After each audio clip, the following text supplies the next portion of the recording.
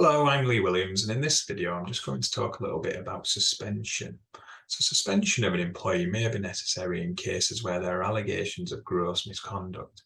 This might be because it wouldn't be possible to investigate the allegations properly, or it might be that there are concerns around certain risks that the employee may cause to the business if they're allowed to remain in the workplace. ACAS has recently released some guidance to assist employers on how to handle suspension of employees, specifically during disciplinary investigations. And while it's not a legal requirement to follow this guidance, we strongly advise that employers do so.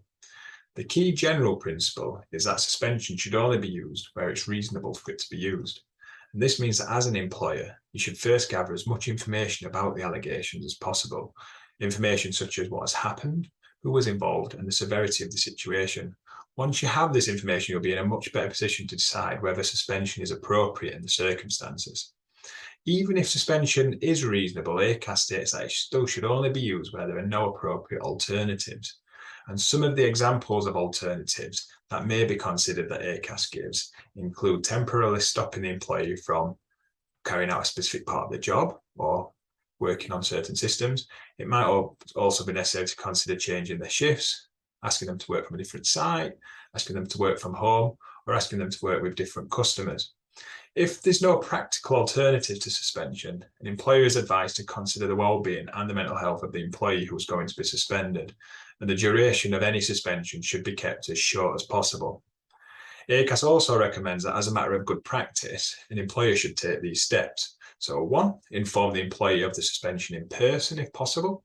2, allow the employee to be accompanied at any suspension meetings, not a legal requirement, but something that employees may wish to consider.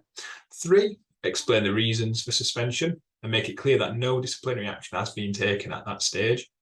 4, confirm the details of the suspension in writing. 5, maintain the employee's pay and benefits throughout the period of suspension.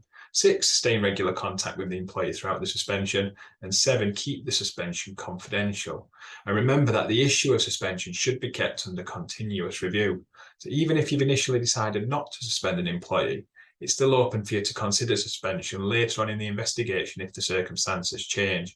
And equally, if an employee has been suspended, that doesn't mean that they must remain suspended throughout the investigation process if it becomes appropriate to review the decision later on. Thank you.